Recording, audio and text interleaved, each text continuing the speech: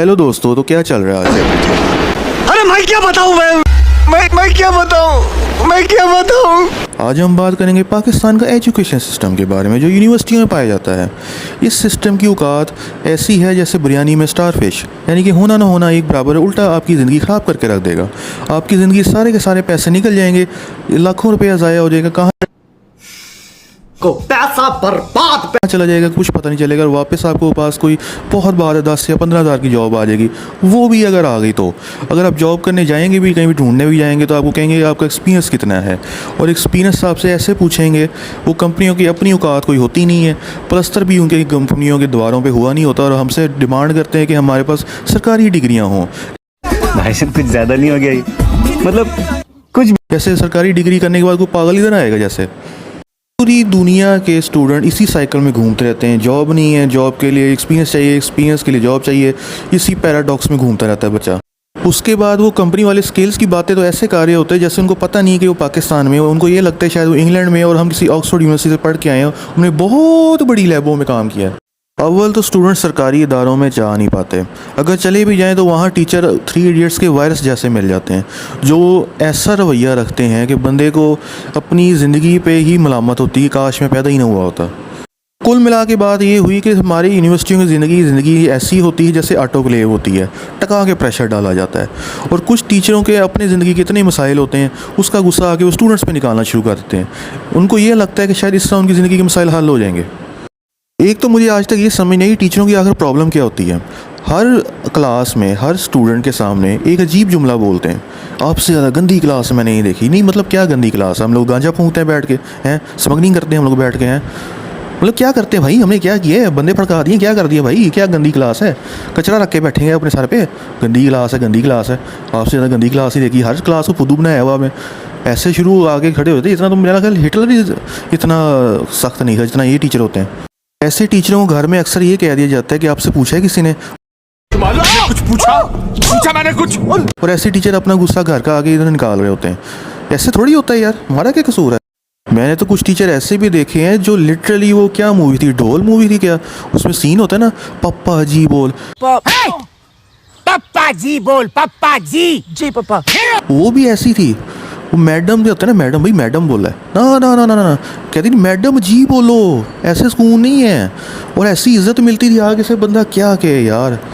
और जब पढ़ाने की बात है, रट्टा ऐसे है जैसे हमारा कोई स्टूडेंट्स का कोई पिलर है, जैसे कोई आर्टिकल ऑफ फेथ की तरह बन के रह गया हुआ है। रट्टे के बगैर तो कोई ज़िंदगी ही नहीं है। अगर आपने जुमला इधर से उधर थोड़ा सा भी कर दिया, आपके नंबर ऐसे काटेंगे जैसे आपका एक लड़की काट के चली जाती है। एक दफ़ा मैंने इम्यूनोलॉजी का पेपर दिया था, बड़ा रिसर्च आर्टिकल से लिखा, बड़ा कुछ लिखा। मैडम ने मुझे 15 नंबर दिए। मैं कहा चलो हो सकता है भाई गलती ही होगी मेरी, लेकिन जब मैं देखा एक लड़की है, उसने सिर्फ मैडम का रट्टा लगा के जो मैडम मिलकर वैसे लिख दिया, उसके नंबर 24 आए, तो मुझे समझ आ गई कि मसला कहाँ पे है।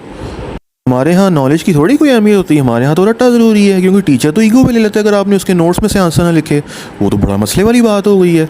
एक तो मुझे आज तक प्रैक्टिकल कॉपियों की समझ नहीं आई है। प्रैक्टिकल कॉपी हो कैसे आता है? नहीं मतलब प्रैक्टिकल तो कभी हमने किए नहीं। अब एचईसी ने ये नहीं कहा था कि आप प्रैक्टिकल किए ही के बगैर कॉपियाँ छापनी शुरू कर दो। मतलब देखो, पहले प्रैक्टिकल लिखा गया बोर्ड पे, फिर उसको हमने लिखा रजिस्टर पे। अब मैडम कहेंगी उसको कॉपी पे लिखो और चेक करना है कॉपी पे। और मज़े की बात है कि प्रैक्टिकल चेक नहीं करना, ये चेक करने के मार्जिन लाइन लगाइए कि नाम लिखा है, डेट लिखी। नहीं मतलब इस काम के लिए इतने पैसे जाएगी हमने प्रैक्टिकल। हो क्या रहा है यार, ये क्या बकवास है ये सब क्या देखना पड़ रहा है? 4 साल आपके असाइनमेंट बनाते ही गुजर जाएंगे, कोई प्रैक्टिकल नॉलेज नहीं मिलना आपको। असाइनमेंट बना लो, रद्दी इकट्ठी कर लो, मतलब इतना असाइनमेंट बना लो। मतलब क्या करें असाइनमेंट का? जॉब जब नहीं मिल रही होगी, बत्ती बना के जेब में डाल लें, उसको क्या कर लें? मतलब भाई मैं तो असाइनमेंट के बड़ा सख्त खिलाफ हूँ भाई। अगर आपने कुछ बच्चे को सिखाना है तो आप लिंक भेज दो ग्रुप, व्हाट्सएप ग्रुप में, बंदा लिंक खोल के पढ़ लेगा। आपने कोई फॉर्मेटिंग सिखानी है, थीसिस, सब में तो थीसिस लिखना नहीं है, सब में थोड़ी एमफिल करना है भाई। तो वो बंदा बस इतना सिखा देता है, ये पागल क्यों कर रहे हैं यार? असाइनमेंट बना लो। हमारे यहाँ हर चीज़ बस बोर्ड पे लिख दी जाती है, और उस चीज़ को हमने कभी ज़िंदगी में देखा नहीं होता। जो भी चीज़ है, आप जो कोई सिलेबस ले लो, बट टीचर आता है बोर्ड मार के शुरू हो जाता है। मतलब अंदाज़ा लगाओ, 100 साल पहले खोते पे थे हम लोग, गाड़ी पे आ गए। पहले हम लोग ऊँटों पे थे, जहाज़ पे आ गए। सब बदल गया। सिवाय इस चीज़ है कि आज भी हम वाइट बोर्ड पे लगे होते हैं, टीचर आता है, सारा कुछ लिख के चला जाता है, और हमें कभी चीज़ को देखा तक नहीं होता। बहुत बात है, प्रेजेंटेशन बना लेंगे, स्लाइडें बना लेंगे, और वो भी टीचर खुद कॉपी पेस्ट कर रहा होता है और हमें कह रहा होता है आपने स्लाइडें कॉपी पेस्ट करके बनाई, कम से कम पढ़ तो लेते। वो बंदा पूछे तुसी आप पढ़े इन्ना कुछ पढ़ के कॉपी करता है। कुछ टीचर तो ऐसे जल्लाद होते हैं, उससे कोई सवाल पूछो तो ऐसे ईगो पे लेते हैं जैसे सारी जदाद का ही में हमने उनका हिस्सा मार लिया हो, या सारी दोनों किडनियाँ एक साथ मांग लिया हो, दोनों फेफड़े एक साथ मांग लिया हमने। जैसे सबसे ज़्यादा बेड़ा गर्क तो स्टूडेंट्स का अपना ही होता है। वो टीचर पे इल्ज़ाम डालते हैं, टीचर स्टूडेंट पे डालते हैं कि जी स्टूडेंट बुरे हैं, वो कहते हैं टीचर बुरे हैं। और टेक्निकली कुल मिला के बात है असल में सिस्टम का ही बेड़ा गर्क है। अगर टीचर सही निकल भी आए तो स्टूडेंट का ही बेड़ा गर्क है। भाई स्टूडेंट को पता ही नहीं ज़िंदगी में क्या करना है। मेरी अपनी क्लास में एक भी माइक्रोबायोलॉजिस्ट नहीं था। किसी को आर्ट का शौक है, किसी को फोटोग्राफी का शौक है, किसी को कॉमेडी का शौक है, किसी को शायरी का शौक है, किसी को कुछ है तो किसी को कुछ है। कोई बिजनेस कर रहा है, बंदा पूछे तू बिजनेस करना था मामा BBA कर, इतने तू बड़े वाले लेना है। एक बंदा रेडियोलॉजी के डिपार्टमेंट में पहली काम करे, भाई तू जा रेडी उधर जा, भाई तू क्या मतलब ज़िंदगी का तमाशा बनाया हुआ है। मुँह चुकिया तुसी माइक्रोबायोलॉजी ना हो गई, लारी हड्डी वैन हो गई, आ जाओ भी आ जाओ सारी ही आ जाओ। मतलब मजाक बना के रखा हुआ यार। एक बंदा डिपार्टमेंट सही नहीं होता। मैडम ने एक दफ़ा सवाल पूछा था कि भाई माइक्रोबायोलॉजी में क्या होता है, स्टूडेंट्स ने लिख दिया जी इसमें प्लांट्स और एनिमल्स होते हैं। ये हाल है यार। एक दफ़ा मैडम ने पूछा माइलेज क्या होता है, स्टूडेंट्स ने कहा पॉलीसेकेराइड होता है। ये हमारी क्लास की टॉपर टॉप के ऊपर आई, टीचरों को उठा के टॉपर नहीं है टॉपर है वो। मैट्रिक FSC के बाद तो स्टूडेंट का वैसे ही दिमाग बंद हो जाता है। वो रट्टे इतने लगाए होते हैं। ज़ाहिर है हमारा एक सिलेबस की ऐसी चीज़ नहीं है जो रेलेवेंट हो।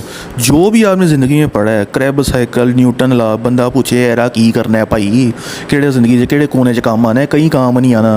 लेकिन बंदे के दिमाग में चूँकि होता है कि यार ये काम आना नहीं, रट्टा लगाना है, तो दिमाग बंदे का बंद हो जाता है और बाकी की सारी ज़िंदगी दिमाग बंद रहता है। वो अंधभक्त होकर रह जाता है। उसका भाई वो उसका दिमाग अब चलता ही नहीं है। इससे यूनिवर्सिटी लेवल पर आ गया, अगर वो टीचर बोले भी ना कि भाई सवाल पूछो, भाई उसका सवाल दिमाग ही बंद कर दिया। सवाल क्या पूछे बेचारा। और अगर आपने O लेवल किया हुआ ना तो बेटा कुछ भी कर लेना, पढ़ना छोड़ दें लेकिन FSC ना कर बैठना। क्योंकि O लेवल करके FSC करना ऐसे जैसे बंदा अच्छा भला बुलेट ट्रेन पर सफ़र कर रहा हो, बड़ी फर्स्ट क्लास ट्रेन हो, आप डेजर्ट से गुजर रहे हैं, ट्रेन ख़राब हो जाए। ट्रेन ख़राब हुई, आप बाहर निकले, देखे सामने एक खोता खड़ा है। उस खोते पे जाके आप बैठे हैं, आपको लग रहा है खोता आपको मंजिल पहुंचाएगा। थोड़ी देर बाद चलने के बाद खोते की एक टांग टूट जाए, फिर दूसरी टांग टूट जाए, तीसरी टूट जाए, चौथी टूट जाए। अब थोड़ी देर बाद कंधे पे आप खोते को उठा के लेके जा रहे हैं, इतना वज़न अपने ऊपर डाल के ले जाए, और थोड़ी देर बाद आपकी अपनी टांगें टूट जाएँ। वो ट्रेन आपका O लेवल था, FSC आपका ये खोता है जो आपके ऊपर ही वज़न बन जाएगा।